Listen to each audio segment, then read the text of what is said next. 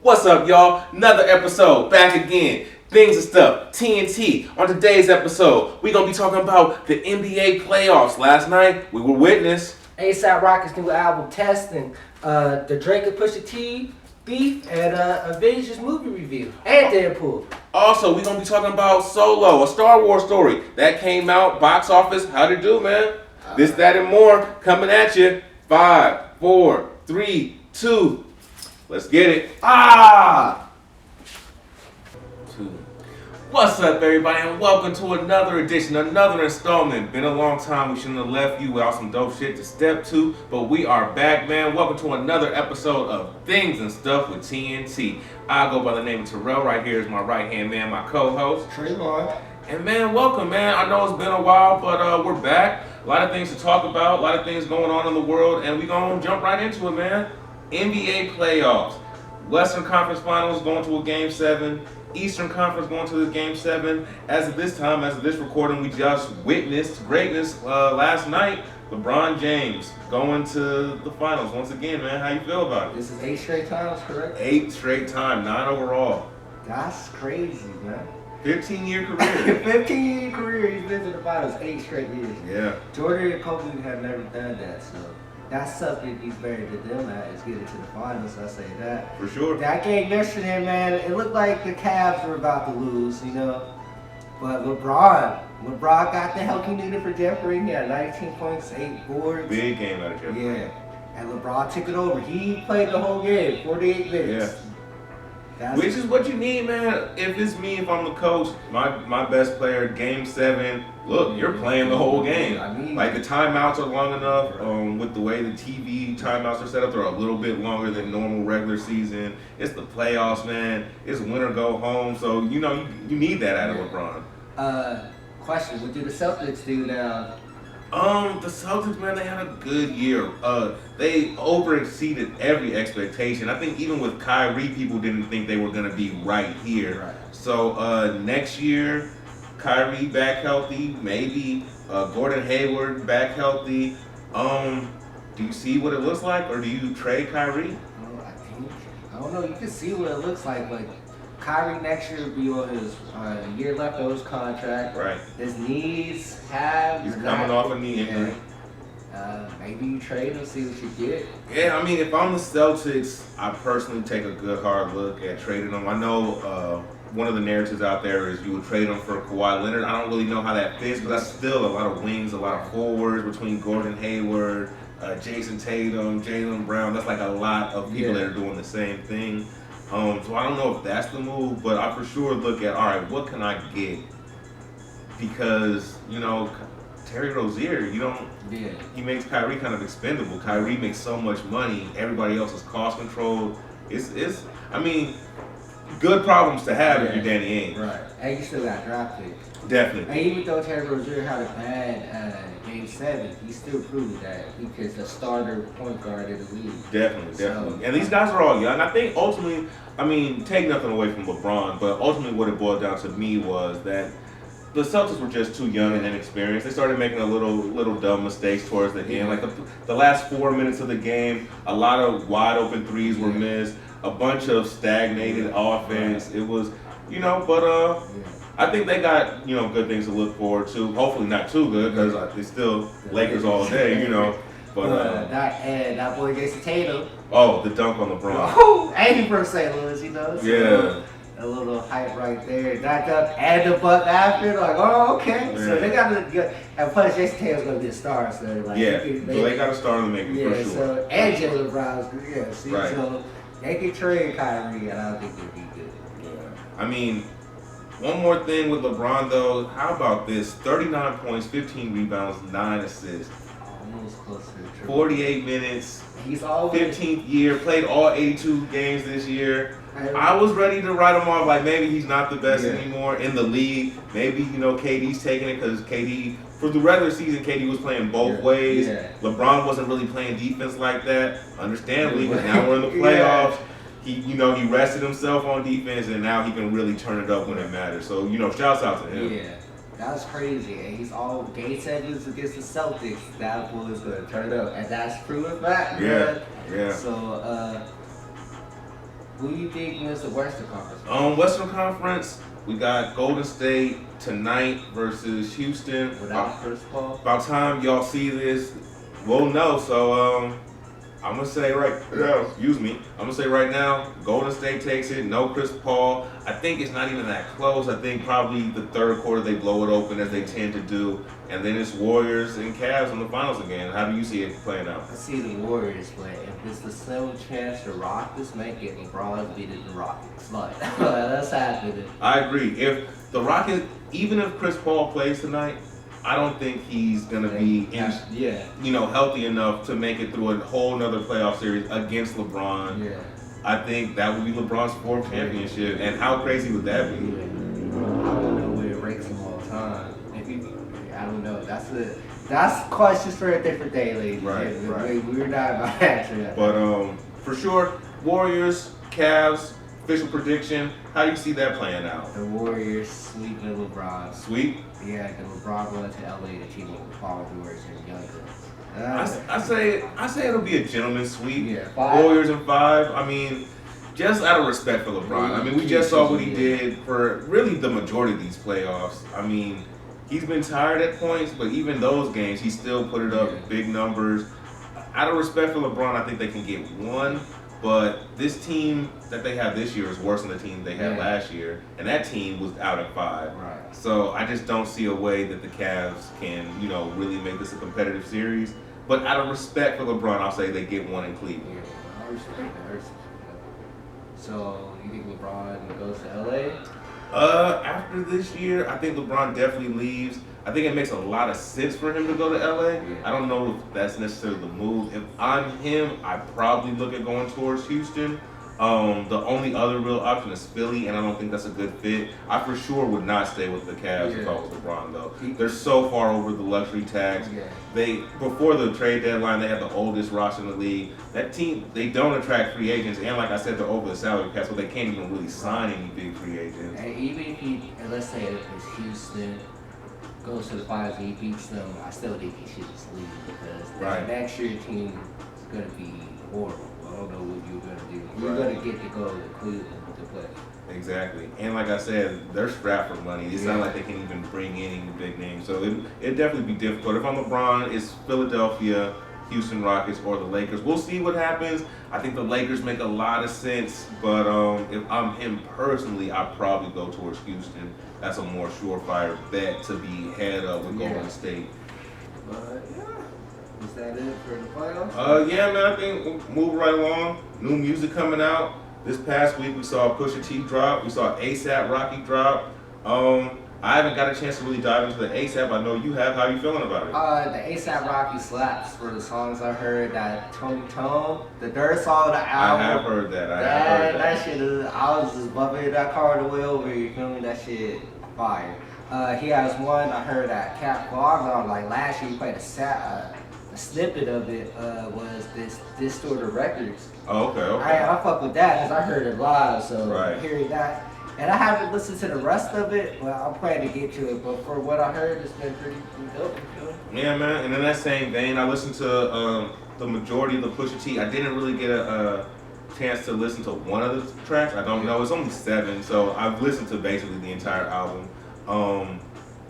Good album. Kanye, say what you will about the man. He's, I think he has a lot of mental health issues. That's a whole nother conversation for a whole nother day. Yeah. But when he's doing beats, I mean, he's one of the greatest of all time, for real. And I think some of the samples on there he used, it really flows nicely with Pusha's style of delivery and cocaine talk. It really flows nicely together. Last track on the album, Infrared, Take Shots at Drake. Drake responds with the Doopy freestyle, and man.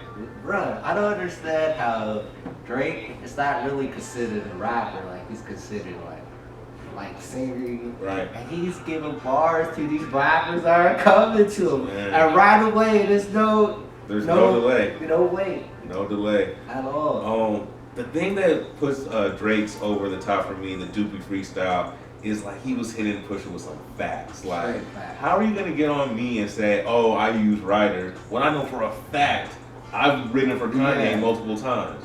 So it's like, if this ain't the pot, call him the kettle, you know. Yeah. So I think that I'm excited for it. I want to see what Pusha responds with. I'm excited for this hip hop beat. Keep it on wax. I mean, I don't think either one of these guys wanted to go any kind of towards the streets, but I'm excited for it. Have you? I listened to the Drake freestyle. I haven't listened to Pusha T's album, but the Drake freestyle, man, dropping straight facts when he was like, "How you older than the person you're behind?" And Pusha T is hella older than Kanye, so it was like. So, yeah, Drake over here, it's come to my conclusion that rappers should stop coming after Drake because he has fire lined up for the time. Drake comes ready. I know some would argue that that's because he has a team of writers and things of that nature. Me personally, I think Drake probably has used writers in the past, but I don't think that Drake still's not nice with the pen. I think Drake still has bars. I mean, I think the fact that we know he's had writers takes him out of the conversation of being like the greatest ever, but he got bars. He could be one of the greatest ever. I mean, he's still at the top of the game, maybe not the number one spot, but top 3 at least between him, Kendrick, and J. Cole. Yeah, right now it's not even close. Right. It's still 3, and then it's like the second tier is like Big Sean and like Childish Gambino. Right, Chance. Yeah, like that's the second tier, but the first legendary tier is their 3 right now because they've been consistent their whole career. Right, definitely. Moving right along, man.